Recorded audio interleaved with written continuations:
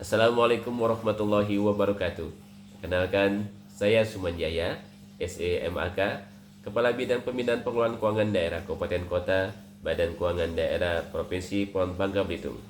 Berdasarkan Peraturan Gubernur Nomor 70 Tahun 2021 tentang kedudukan, susunan organisasi, tugas dan fungsi, serta tata kerja badan daerah di lingkungan Provinsi Pulau Bangka Belitung, bidang pembinaan pengelolaan keuangan daerah mempunyai 3 subbidang. Yang pertama, subbidang evaluasi RAPBD dan pertanggungjawaban APBD Kabupaten Kota. Yang kedua adalah subbidang belanja, pendapatan, pembiayaan daerah, serta data dan informasi keuangan daerah Kabupaten Kota. Dan yang ketiga adalah subkoordinator asistensi pengelolaan keuangan daerah Kabupaten Kota. Dalam melaksanakan kegiatan ini, kami akan jelaskan bagaimana di dalam melaksanakan tugas kami tentang keunggulan daerah yang berbasis budaya lokal, kemudian bagaimana menjelaskan kepada stakeholder kami tentang penggunaan prosedur baru yang berbasis digital layanan. Yang ketiga adalah bagaimana menjelaskan perubahan di masyarakat sebagai dampak dari kinerja tempat kami bertugas, dan keempat adalah bagaimana kami membangun komitmen anti korupsi dalam menjalankan tugas kami. Dan di dalam video ini kami melaksanakan pada kegiatan sosialisasi ataupun workshop kepada SMK yang berbasis BLUD, dan kedua adalah pada saat pelaksanaan evaluasi Raperda dan Raperkada APBD dan perubahan APBD kabupaten dan kota. Yang sudah ada produknya, itu dihasilkan oleh anak didik kita. Benar nggak Bapak Ibu? Apakah kita boleh menjualnya produk tersebut? Karena nggak mungkin produk jadi sudah dihasilkan mandek di situ saja, nggak kita apa-apain. Sayang produknya. Sehingga bagaimana produk ini bisa kita jual, kita tidak melanggar ketentuan, makanya kita menggunakan program ataupun sistem BLUD, Badan Layanan Umum Daerah. Nama perkenalan anak kita apa saja Pak Teguh? Oke, ikan segar satu. Apalagi? Udang segar juga.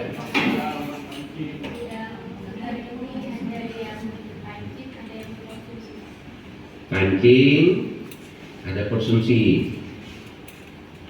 Oke. Yang bukan segar ada? Misalnya ikan asin. Oke. Frozen. Oke, ikan beku ya. Oke. Ada lagi udangnya?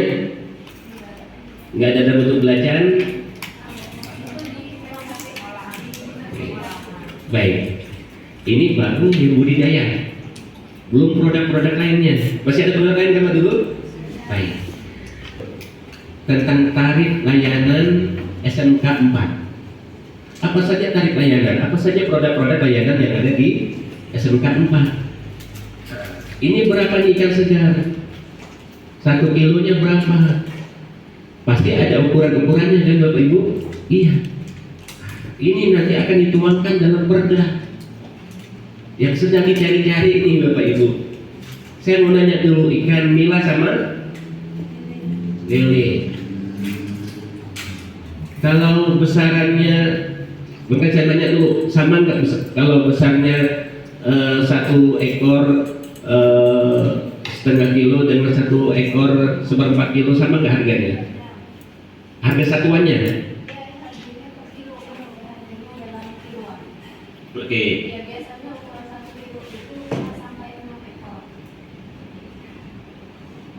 6 ekor. Artinya rata-rata 1/4 on, 1/4 kilo. Berarti, makanya kita sudah punya nih. Artinya 1/4 kilo ya. 1 ekornya. Jadi di dalam tarif nanti kita tidak boleh menjual. Kalau 4 sampai 6 saya kira rata-rata lo. Kalau yang 6 berapa nih? Rata-rata berapa on?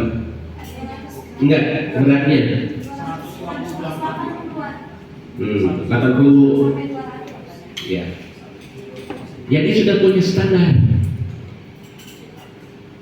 Nah, kalau misalnya Pak daripada ribet Pak, kami yang cari yang seperempat. Nah, jadi yang seperempat ini yang kita kemaskan untuk kita jual ke masyarakat. Bapak Ibu, yang saya bilang tadi, tidak boleh gaptek dengan teknologi. Manfaatkan media-media yang kita miliki. Saya belum melihat nanti saya belum melihat apakah SMK 4 ini sudah ada IG-nya. Sudah ada IG? Sudah. Oke. Nah, saya buka ya Bapak Ibu ya. Di sini ada produk-produk yang disampaikan di IG. Tapi yang belum. Ibu-ibu nih kayaknya yang lebih mantap nih. Suka Shopee? Suka. Atau TikTok yang kemarin sempat di viral? Teknologi yang digunakan. Bapak Ibu, ibu-ibu deh yang bilang bapak-bapak. Gak enak kalau bapak-bapak. Walaupun kayaknya sama dengan ibu-ibu ini. Pada saat kita buka IG-nya atau TikTok-nya, sudah jelas tuh spesifikasinya. Benar nggak Bapak Ibu? Size-nya, bahannya, apa segala macam lah. Belum lagi kita lihat komen-komen orang, sehingga membuat kita tertarik. Akhirnya kita beli produk tersebut. Lewat apa? Media teknologi. Bapak Ibu pada ke Tamsir? Jangan Bapak deh. Ibu-ibu, sudah ada pernah yang dikasih tugas keluar ke Jakarta? Belum ya? Nanti kalau belutnya maju nanti ke Jakarta saja nanti. Di Tamsir itu, selain mereka jual produk, mereka sudah ada medianya untuk promo. Mereka sendiri yang punya toko itu yang sebagai artisnya. Pakai baju, pakai kerudung, buka lagi. Ternyata Bapak Ibu ini model size-nya M dengan BB sekian, tinggi sekian. Nah, kalau misalnya Bapak Ibu pengen yang lebih tinggi, ini ada produknya sampai ukuran ini. Teknologi yang digunakan. Saya lihat di sini memang tadi sudah diakui oleh Pak Teguh. Produk-produk kita belum ada di sini. Saya sampaikan tadi, kalau memang ada ciri khasnya, nilainya SMK 4, lelenya SMK 4, orang bisa melihat di sini. Produk jadinya apa saja. Manfaatkan media ini. Teknologi ini dimanfaatkan.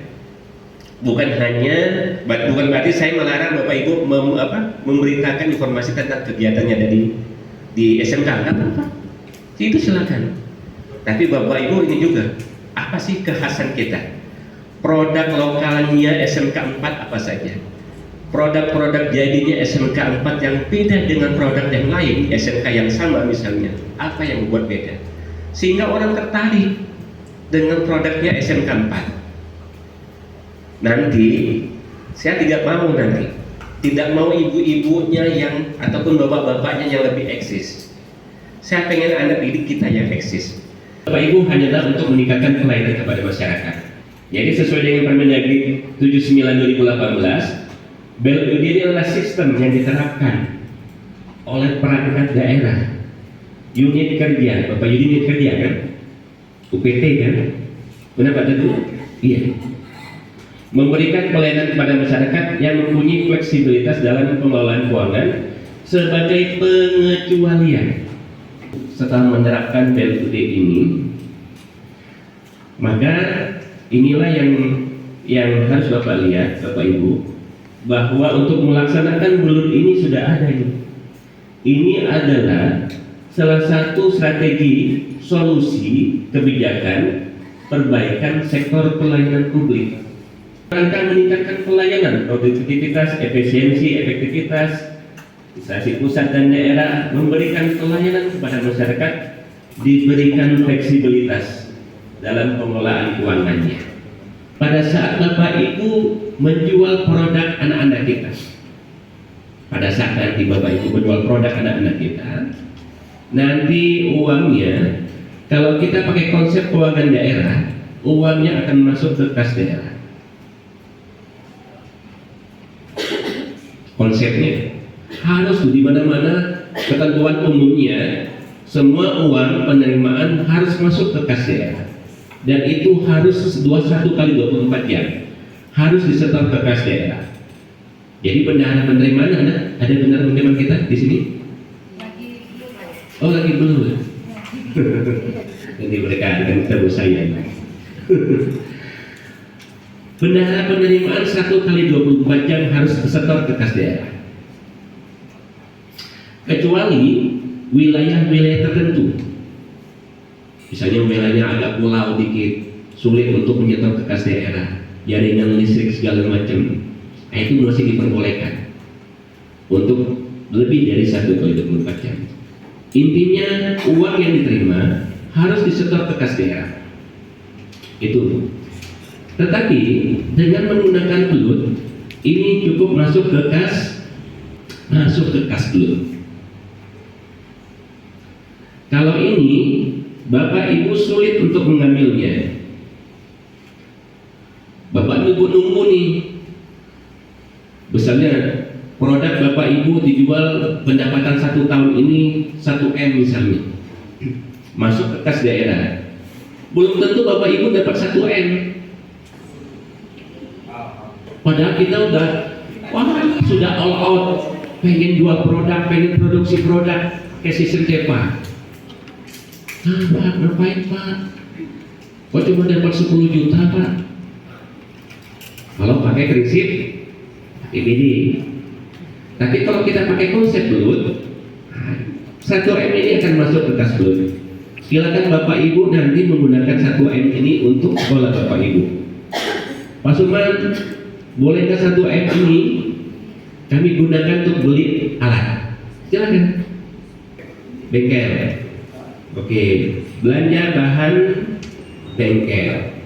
Menggunakan konsep APBD, pada saat kita mengajukan RKA, kebutuhan kita, rencana kebutuhan barang unit, baru sampai Cakdin nih, sudah mulai berkurang nih. Sudah SMK 4 nggak usah, kita cari SMK yang memang belum ada alatnya, sudah dicoret. Pengen beli peralatan, kayaknya peralatan SMK 4 sudah agak inilah, 80% sudah lengkap, kita cari SMK lain, sudah dicoret, tidak ada apa-apa. Tapi kalau kita menggunakan konsep belut yang akan dijalankan oleh Bapak Ibu, sebenarnya bukan akan dijalankan, yang harus dijalankan. Saya luruskan Pak Teguh, yang harus dijalankan. Bapak Ibu pada saat sudah menjadi BLUD, sekarang sudah BLUD, pengelolaan keuangan Bapak Ibu bagian dari pengelolaan keuangan daerah. Baik, ini Bapak Ibu, ini yang bersama seperti yang saya sampaikan tadi, spesifikasi teknisnya. Jadi Bapak Ibu sekarang meningkatkan kualitas pelayanan. Kualitas pelayanan apa tadi? Kualitas pengajaran di sini, sehingga anak didik terlatih. Kualitas produk jadinya sebagai dampak dari TEPA yang dijalankan. Adapun tugas dan fungsi dari bidang pembinaan pengelolaan keuangan daerah kabupaten kota, yang pertama, kami melakukan evaluasi APBD dan perubahan APBD kabupaten kota, melaksanakan evaluasi laporan pertanggungjawaban pelaksanaan APBD kabupaten kota, melaksanakan evaluasi raperda pajak retribusi pemerintah kabupaten dan kota, melakukan sosialisasi regulasi bidang keuangan daerah pemerintah daerah kabupaten dan kota, menyiapkan bahan koordinasi dan fasilitasi pengelolaan bantuan keuangan dan bagi hasil pajak daerah kepada pemerintah daerah kabupaten dan kota, melaksanakan asistensi pengelolaan keuangan BLUD kabupaten dan kota, melakukan pembinaan belanja, pendapatan, pembiayaan daerah, evaluasi dan kajian pendapatan asli daerah kabupaten kota, melakukan pembinaan keuangan daerah dari sisi perencanaan, penganggaran, penata usahaan dan pertanggungjawaban dan aset daerah pada pemerintah daerah kabupaten kota, dan melakukan pembinaan ataupun asistensi sistem informasi keuangan daerah.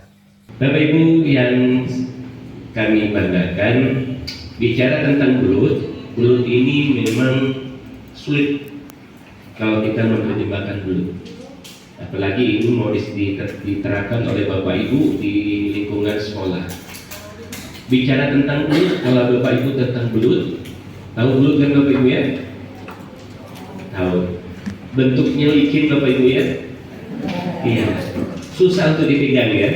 Nah, sehingga harus ada ilmunya bagaimana cara memegang belut. Memegang dari ekornya, memegang dari badannya, atau memegang dari kepalanya. Nah itu kalau sudah tahu kepalanya. Nah itu tadi. Nah disitulah fungsinya. Kan saya bilang, kalau tidak tahu ilmunya akan sulit untuk kita menangkap belut. Tapi karena Bapak Ibu tahu ilmunya, menangkap belut kita pegang dari arah kepalanya.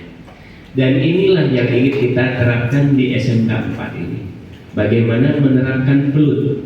Jangan sampai nanti seperti yang disampaikan oleh Pak Kajabin tadi, kalau bisa kita sesuai dengan ketentuan. Harus akuntabel, harus transparansi, sehingga kita aman. Bapak Ibu bisa lihat ada ambulan.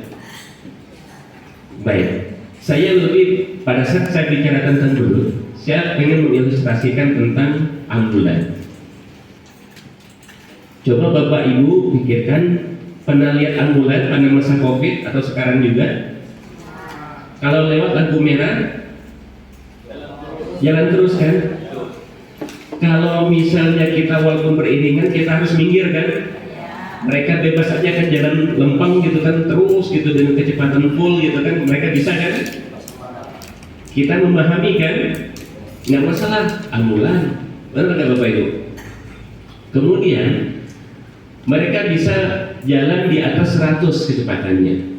Tapi kita yang punya kendaraan bisa di atas 100 Bapak Ibu? Tidak. Itulah bedanya antara pengelolaan belut dengan yang tidak pengelolaan belut. Tapi ambulan ini bisa menerabas lampu merah, bisa dengan kecepatan tinggi. Apakah ada payung hukumnya kalau Bapak Ibu pikirkan? Ada. Makanya sopir ambulan itu pada saat mereka menerobos lampu merah, mereka yakin polisi nggak mungkin memberhentikannya karena mereka tahu aturan hukumnya. Ini semuanya ada di sini. Pelayanan kepada masyarakat. Bagaimana meningkatkan kualitas? Sudah ke kualitas kita bicaranya tadi. Kualitas produk kepada layanan masyarakat. Penyediaan barang dan jasa layanan. Nah, Bapak Ibu, ini kan spesial kita di bidang layanan umum ini. Barangnya ada barang kita kan? Ada nggak barang kita? Ada. Jasa, ada nggak jasa yang kita berikan? Ada kan? Fungsi fleksibilitas saya. Jadi kalau Bapak Ibu pengen amannya, sekolah harus punya ini, peraturan kepala daerah tentang satu pengelolaan pendapatan. Pendapatan kita mau diapain nih? Ayo, mulai dipikirkan. Pengelolaan belanjanya, mau beli apa? Pak, apakah bisa kita pakai APBD, kemudian pakai belut juga bisa? Bisa. Pendapatan belut salah satunya dari APBD.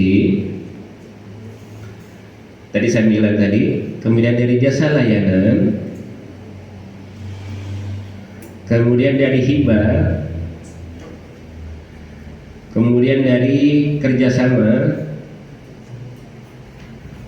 kemudian dari misalnya dana pos, kemudian dari IWP misalnya. Itu pendapatan sekolah semua. Dan ini dipergunakan sesuai dengan ketentuannya. Dipergunakan sesuai ketentuan. Teman-teman sekalian, perlu kami ingatkan kembali bahwa setiap pekerjaan kita ini walaupun memang belum ada yang kita belum ada yang kita terima, tapi pada saat saya melakukan kajian terhadap pelaksanaan evaluasi ini, yang kami sampaikan bahwa terdapat peluang-peluang, tapi bukan berarti kita tidak boleh melemahkan integritas ataupun meninggikan integritas kita. Karena tadi pada kata Pak Zul tadi artinya perlu ada yang fleksibel di sini. Namun hal ini nanti saya berharap dari teman-teman tim untuk sama-sama memegang teguh aturan main dalam pelaksanaan evaluasi ini. Karena seperti yang disampaikan tadi, Pak Zul juga sempat ngomong tadi kan terkait dengan tahapan maupun jadwal proses penyusunan APBD ini, apakah sudah dijalankan atau belum? Karena memang pada saat kita melakukan evaluasi ini pasti ada kemungkinan besar daerah ataupun kabupaten kota yang tidak memenuhinya. Nah, sebagaimana kita ketahui bahwa di perubahan kemarin ada 2 kabupaten kalau nggak salah yang tidak memenuhi jadwal maupun tahapan proses penyusunan perubahan APBD di tahun anggaran 2023. Ini nanti saya berharap teman-teman sekalian, tapi memang kita agak sulit karena memang yang berperan ini ada 2 pihak, yaitu legislatif maupun eksekutif. Pada saat eksekutifnya sudah siap, legislatifnya belum siap. Jadi ini akan berpengaruh pada tahapan dan jadwal proses penyusunan APBD tahun 2024. Sebagaimana kita ketahui bahwa ini akan berpengaruh terhadap MCP KPK. Pada saat ada tahapan yang tidak sesuai, maka ini akan berpengaruh terhadap MCP KPK. Jadi saya berharap teman-teman, terutama teman-teman Bakuda ini yang menerima dokumen, pastikan bahwa tidak boleh berubah apapun, apa yang menjadi standar evaluasi kita. Pada saat teman-teman kabupaten kota tidak sesuai dengan tahapan atau jadwal, ya kita tampilkan hal itu sesuai dengan apa yang kita terima dokumennya. Jadi jangan kita ubah-ubah, kita patuhi, walaupun mereka nanti minta tolong, Pak, ini nanti akan berpengaruh pada MCP KPK kami, Pak, penilaian MCP KPK kami.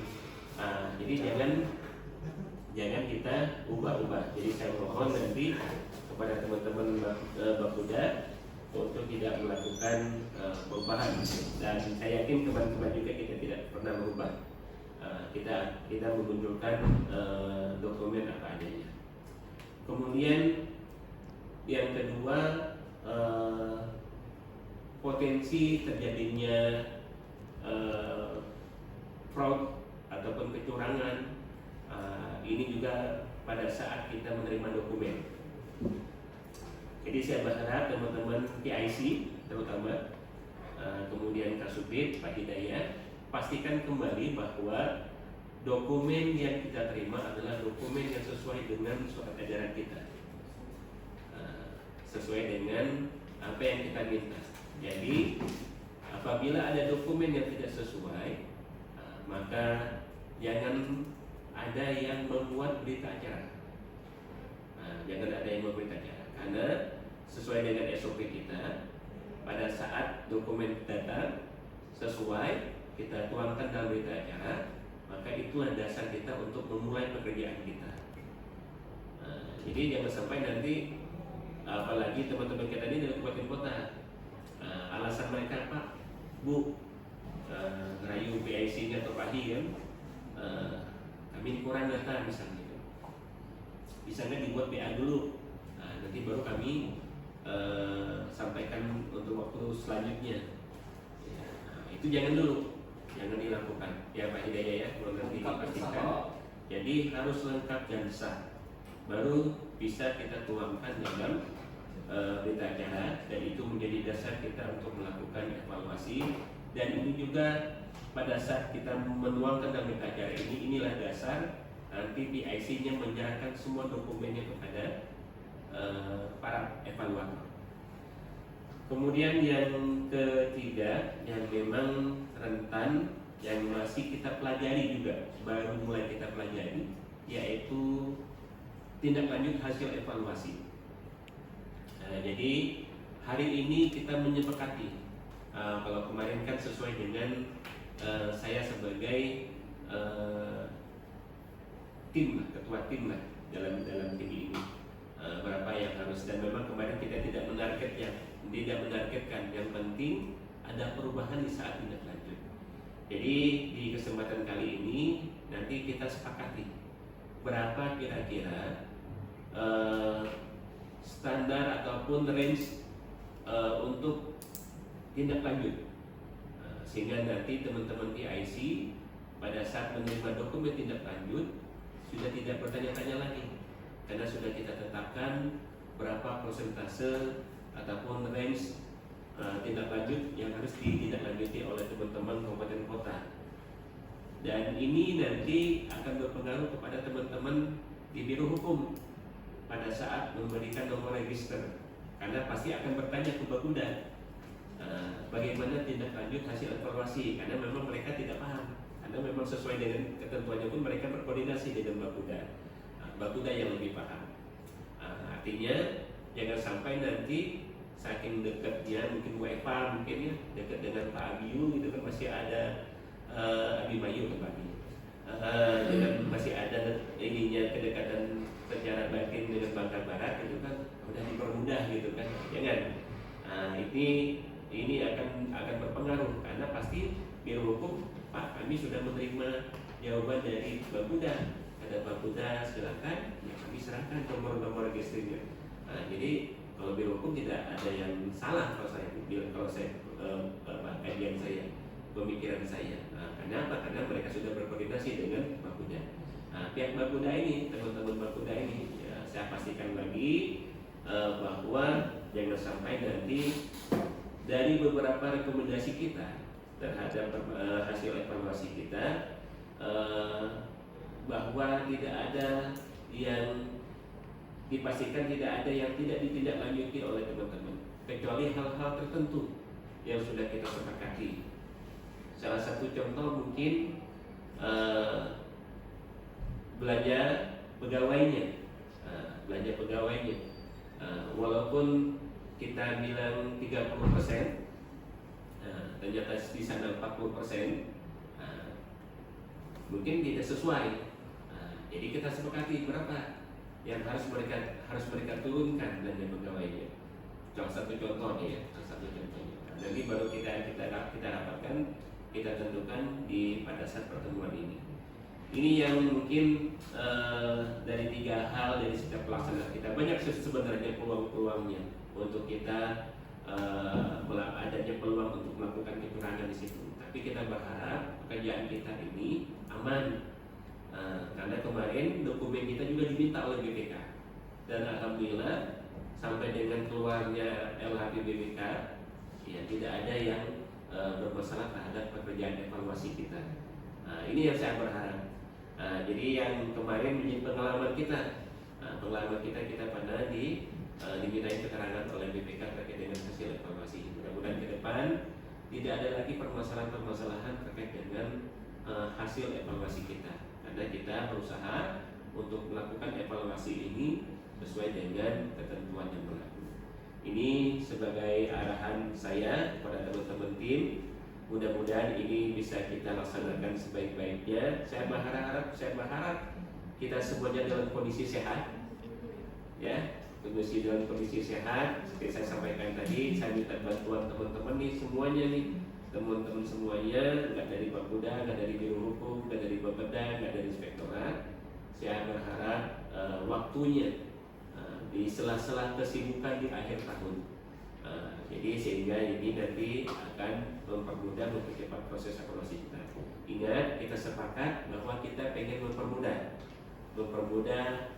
pekerjaan teman-teman kita kabupaten kota. Jangan kita persulit. Jadi kalau ada permasalahan, nanti kita bahas bersama-sama sebelum keluarnya hasil evaluasi. Demikian mungkin arahan dari kami, dari saya sebagai ketua tim dalam pelaksanaan kegiatan evaluasi Raperda Perkada tahun anggaran 2024. Assalamualaikum warahmatullahi wabarakatuh. Demikian portofolio dinamis dalam rangka sertifikasi kompetensi pemerintahan bagi administrator di lingkungan pemerintah Provinsi Pondok Belitung. Saya Sumanjaya SMAK, Kepala Bidang Pembinaan Pengelolaan Keuangan Daerah Kabupaten Kota, izin pamit. Semoga video ini bermanfaat bagi kita semuanya. Assalamualaikum warahmatullahi wabarakatuh.